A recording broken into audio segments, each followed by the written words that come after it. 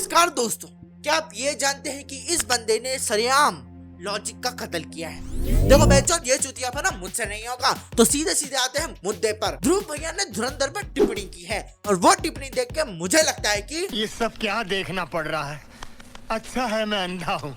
ये मोदी से परेशान इंसान इंडिया को क्रिटिसाइज करने का एक भी मौका नहीं छोड़ता। हर फ्रंट बेंचर की तरह इसे भी लगता है कि ये इंटेलिजेंट है। ये बंदा आपको 3 मिनट 15 सेकंड तक एक मूवी दिखाता है जिसमें इसने वो सब दिखाने की कोशिश की है जो धुरंधर में है ही नहीं। ऋतिक रोशन ने कहा कि भले ही फिल्म की पॉलिटिक्स से वो सहमत ना हो, भले ही वो बहस कर सकते हैं फिल्मकारों की जिम्मेवारी को लेकर, लेकिन स्टोरी टेलिंग बहुत अच्छी थी और एक सिनेमा के स्टूडेंट के रूप में उन्हें बहुत कुछ सीखने को मिला। शानदार। तो बेसिकली उनका मतलब यह है कि भले ही प्रोपेगेंडा है लेकिन फिल्म अच्छी बनाई है। लेकिन मैं यहाँ पर कहूंगा दोस्तों कि भले ही फिल्म कितनी भी अच्छी क्यों ना हो, लेकिन आखिर में है तो प्रोपेगेंडा। वो चौथी कक्षा में टॉप करके खुद को आइंस्टाइन समझने वाले, अबे प्रोपेगेंडा का मतलब भी पता है तुझे? Propaganda. Information, especially of a biased or misleading nature, used to promote a particular cause, doctrine, or point of view. But obviously इस चौथी कक्षा के बालक को कुछ भी नहीं पता, तो रट रटा के कुछ भी बोल दो, बोलने पे टैक्स थोड़ी ना लगता है। हिटलर के समय में नाजी प्रोपेगेंडा फिल्म मेकर लेनी रिफेनस्टाल ने फिल्में बनाई जैसे कि ट्रायम्फ ऑफ द विल, जिनकी फिल्म की टेक्निक की बहुत तारीफ हुई। ऊपर से हिटलर की विचारधारा को बढ़ा चढ़ाकर दिखाने वाली ये झूठी प्रोपेगेंडा फिल्में अपने समय में बहुत प्रॉफिटेबल भी थी। अबे चमन चूतिया, एग्जाम्पल तो देना सीख ले। लैनी की मूवीज को खुद हिटलर और नाजी फंड करते थे, लेकिन धुरंधर को किसी पॉलिटिकल पार्टी ने नहीं फंड किया है। लगता है मोदी जी ने अपना नाम बदलकर आदित्य धार रख लिया है, इसलिए तो ये बहन का लौड़ा उसके पीछे पड़ रखा है। धुरंधर में ना मोदी जी का मेंशन है, ना बीजेपी ने इसे प्रमोट किया है, बट बकलेंडी इंसान ने इसे डायरेक्ट ताज स्टोरी से कंपेयर कर दिया। द ताज स्टोरी और बंगाल फाइल्स जैसी फिल्में इतनी खतरनाक साबित नहीं हुई क्योंकि वो बकवास फिल्में थी, लेकिन धुरंधर एक एंगेजिंग फिल्म है। भाई साहब, ताज स्टोरीज ना बीजेपी के एक मेंबर ने फंड की थी, तो आपका जो वो लैनी प्रोपेगेंडा वाला एग्जांपल है ना, इस पे ज्यादा सूट करेगा। लेकिन बकलेंडी को पता ही नहीं है कि एग्जांपल कहाँ देना होता है, किस पे देना होता है, धुरंधर पे चेप दिया। चूतिया है क्या थोड़ा? कि हमारे देश की इंटेलिजेंस एजेंसीज क्रिमिनल्स को हायर करती हैं। क्या कोई भी देशभक्त इंटेलिजेंस ऑफिसर इस बात से सहमत होगा? भाई इसे कोई ना नींद की गुट्टी पिला के यहीं पर सुला दो, क्योंकि ना रणवीर सिंह के कैरेक्टर की बैक स्टोरी के नाम पे नील बटा सन्नाटा, कुछ नहीं बताया गया है कि वो क्रिमिनल है, वो सोल्जर है, वो जेल में क्यों है। बट ये चौथी फेल बकलेंडी इंसान को कुछ नहीं पता, इसीलिए तो मूवी 18+ बनाई गई थी। बट ध्रुव भाई, आपके लिए बस एक ही लाइन कही जा सकती है, तू बड़ा जरूर हो गया है, फिर भी तू छोटा है। इस चूतिया के हिसाब से दुनिया की सारी पढ़ाई इसी ने कर रखी है, बाकी सब तो चूतिया बैठे हैं। क्रिमिनल को उठा के पाकिस्तान भेज देंगे ताकि वो पाकिस्तान का राजा बन के इंडिया की गांड मार ले। मेरा लाइट क्यों बंद हो गया? असलियत यह है दोस्तों कि भारत सरकार ने कंसिस्टेंटली ऐसे सभी क्लेम्स को रिफ्यूट किया है। 2012 का ये आर्टिकल देखिए, भारत सरकार ने मना किया कि सुरजीत को इंटेलिजेंस एजेंसीज ने जासूस बनाकर भेजा था। 2016 का ये आर्टिकल देखिए, भारत सरकार ने पाकिस्तान के जासूस वाले दावों को रिजेक्ट किया। भाई इन्हीं के लिए तो वो मिसाल बनी है, पढ़े लिखे अनपढ़, यही है वो।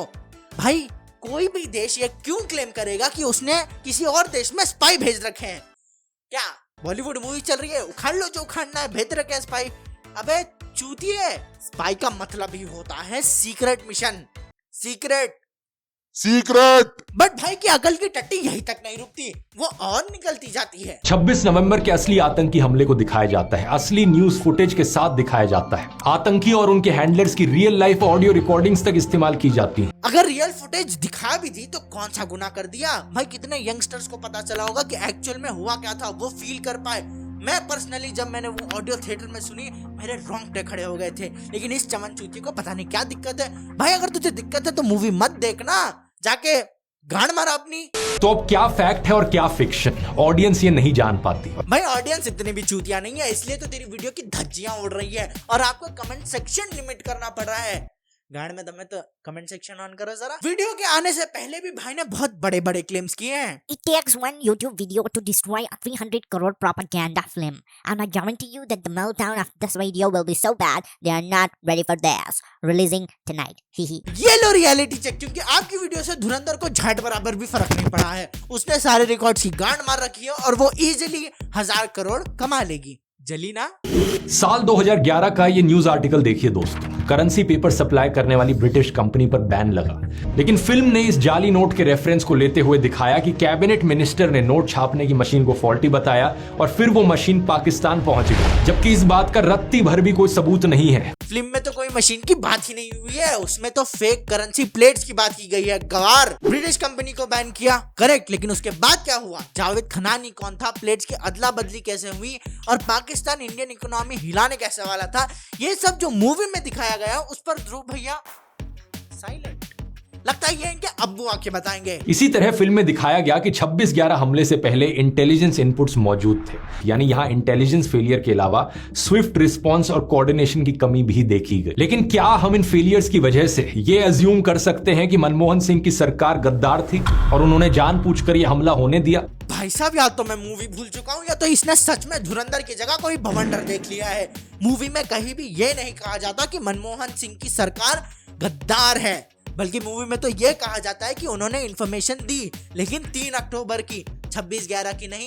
चमन चूतिया जाके खुद मूवी तो देख लेता, फिर लिखता स्क्रिप्ट। 30 मिनट की वीडियो बना रखी है मूवी देखे बगैर। कमाल की बात यह है कि कैबिनेट मिनिस्टर, सरकार और इंटेलिजेंस एजेंसीज पर सवाल उठाने के बाद आदित्य धर ने आपको भी नहीं छोड़ा। फिल्म में एक डायलॉग है जिसमें कहा गया है, हिंदुस्तान का सबसे बड़ा दुश्मन तो हिंदुस्तानी है। ये वही नैरेटिव है जो असल जिंदगी में आपने पहले भी सुना होगा, जैसे कि अगर एक राजनीतिक पार्टी को आपने वोट नहीं दिया तो आप गद्दार हो गए। अबे तो थोड़ा बहन का लौड़ा है क्या? वो डायलॉग टारगेट करता है उन इंडियंस को जो इंडियन होते हुए भी इंडिया की ग्रोथ रोकते हैं। इन शॉर्ट वो डायलॉग करप्शन के लिए था बे। बट तुम्हें क्या पता, जर्मनी में बैठकर इंडिया पे अंदाजे लगाना बहुत आसान बात है। जब विलन रहमान डकैत मारा जाता है तो हमें जय हिंद नहीं सुनाई देता, बैकग्राउंड में चलता है अस्तो मा सदगमय। हाँ हमजा, इतनी मेहनत से तुमने बिना खुद पे शक लाए रहमान डकैत को मार गिराया है। अब सबके सामने जय हिंद बोलकर अपनी और अपने मिशन की गाड़ मार लो।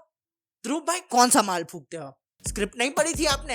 हैं? ऊपर से ट्वीट पे ट्वीट किए जा रहे हो। क्या चल रहा है आपके साथ? भाई जो भी फूक रहे हो ना, उसको डस्टबिन में डाल के जला दो। धुरंधर एक घटिया मूवी है, इसे ना किसी को देखना चाहिए ना किसी को प्रमोट करना चाहिए, क्योंकि इसमें ब्रूटल सीन्स है और विलन को ग्लोरीफाई कर रखा है। ग्लोरीफाइड विलन किसको चाहिए? विलन थोड़ी ना इंपॉर्टेंट होता है स्टोरी के लिए। चूतिया होगा जो विलन को इतना। वैसे कहते हैं कि एक फिल्म को अच्छा बनाने के लिए सबसे जरूरी होता है उस फिल्म का विलन, जैसे बैटमैन का जोकर, जय वीरू का गब्बर और सरदार खान का रमाधीर सिंह। वाह अंकल, धुरंधर से बड़ी दिक्कत है आपको, लेकिन वासेपुर कल्ट क्लासिक है वेंचोन। अब जनता का ख्याल नहीं आया, अब ये याद नहीं आया कि जनता को फिक्शन और नॉन फिक्शन के बारे में पता नहीं है। जनता गुमराह हो जाएगी। और अगर आप ध्रुव भाई से ये कन्फ्रंट करो ना कि आपने वासेपुर क्यों प्रमोट की थी, तो वो रोने लग जाएंगे कि मैं तब बच्चा था, मुझे ऑडियंस की समझ नहीं थी, रिस्पॉन्सिबल। भैंचो तो अभी भी बच्चा है, छोटा सा बच्चा है तो अभी भी। बस यार, इससे पहले कि इसे रोस्ट करते करते मेरे दिमाग के लौड़े लग जाए, आज की बकचोदी को यहीं पर फुल स्टॉप लगाते हैं। और हाँ, जाकर इन दोनों में से कोई भी वीडियो देख लो, क्योंकि इसमें प्रोपेगेंडा नहीं फैला रखा।